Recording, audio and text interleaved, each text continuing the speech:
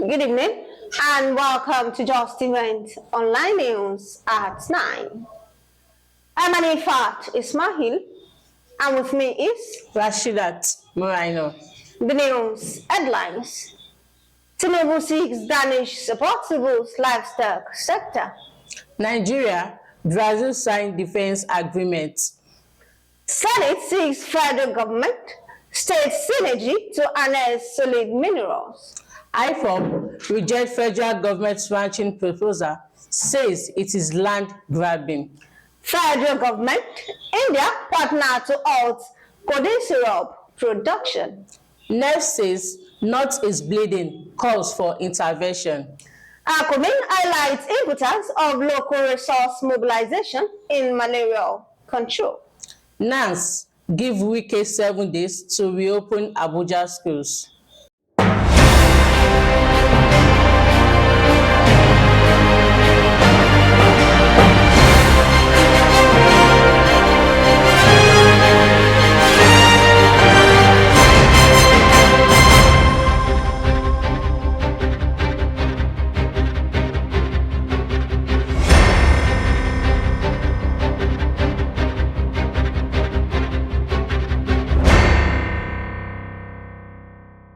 Now the news in details.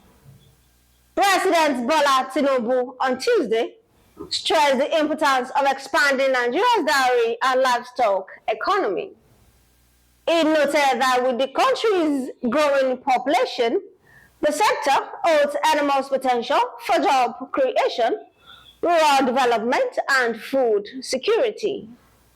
The president spoke at the State House, Abuja, while receiving Queen Mary Elizabeth of Denmark, who visited Nigeria as patron of the United Nations Population Fund. Nigeria and Brazil have taken a step towards strengthening their bilateral relations with the signing of a defense agreement during the second season of the Nigerian-Brazil Strategic Dialogic Mechanism held on Tuesday at the Presidential Villa, Abuja. The agreement was signed by the Nigerian Minister of Defense, Badaru Abubakar, on behalf of the Nigerian government and the Brazil Vice President. According to a statement made available by the personal assistant on media and publication to the minister, the agreement marks a significant milestone in the diplomatic relations between the two countries. The Senate Committee on Solid Minerals Development has stressed the importance of intergovernmental collaboration, asserting that no single state can successfully develop the vast solid minerals sector without partnering with the federal government. The chairman of the committee, Ekong Samsu, stated this during separate courtesy visits to the governors of Enugu and Ebonyi State, as part of the committee's oversight tour of mining sites across the country.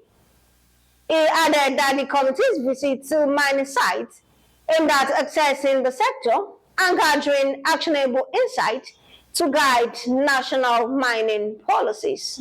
The indigenous people of Biafra has condemned the announcement by President Bola Tinubu proposing the establishment of cattle ranches in Abuja, the essential homeland of the Gbagi people and the other states across the country. The pro-Biafran group said the move is nothing but Ruga repackaged and a sinister land-grabbing strategic cloak in government policy. In a press statement released on Tuesday, IPOB spokesman Emmanuel Powerful said it is a shame that in the 21st century, the federal government is proposing cow colonies over education, security, and innovation. The National Drug Law Enforcement Agency has said Nigeria recently signed a memorandum of understanding with India to prevent production of codeine-based syrups for importation into Nigeria.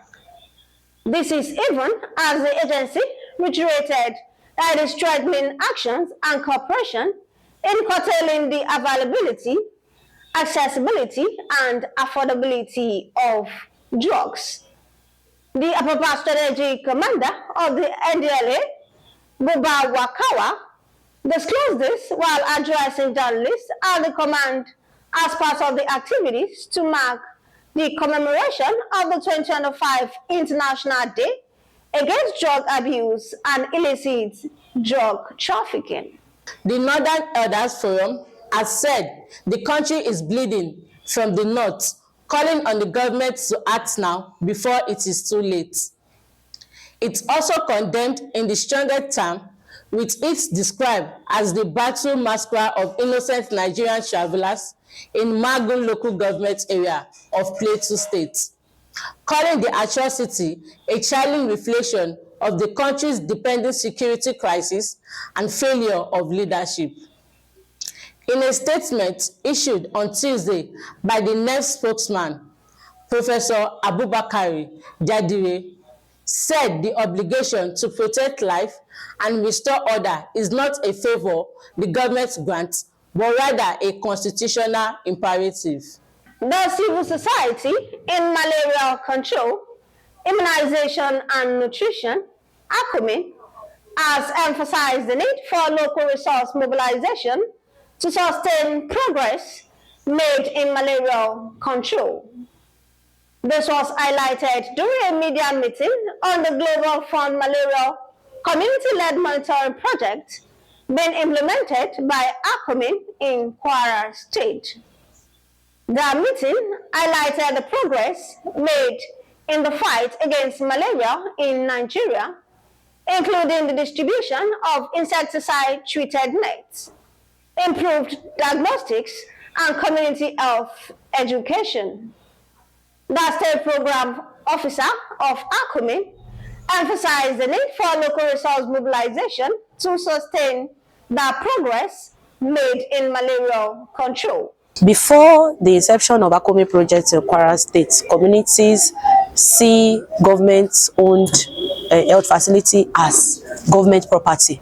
But through advocacies of community-based organizations on those projects, communities have been able to gear up, seeing government-owned facilities as their own.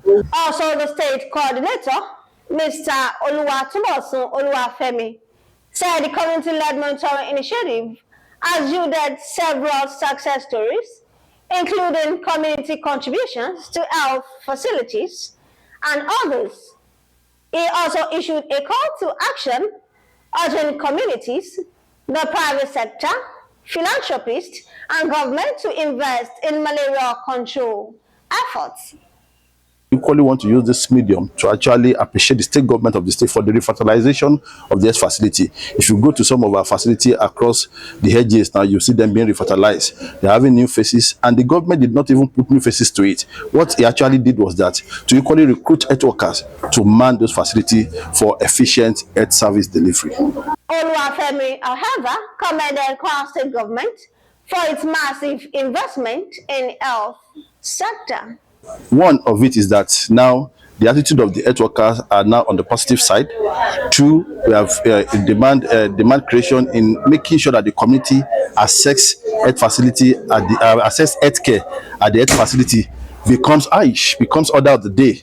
And besides that, we try as much as possible to see that clients go to facility that is being supported by Global Fund to assess all these three key diseases that we have mentioned. The National Association of Nigerian Students has issued a 7-day ultimatum to the Minister of Federal Capital Territory, Wike, to reopen public primary schools in Abuja. The student body said failure to do so will result in protest and the shutdown of the Federal Capital Development Authority. In a statement on Tuesday by its national president, Olushola Oladoja, and the national PRO, Samson Adeyemi, NANS accused the FCTA of denying children from low-income background access to basic education.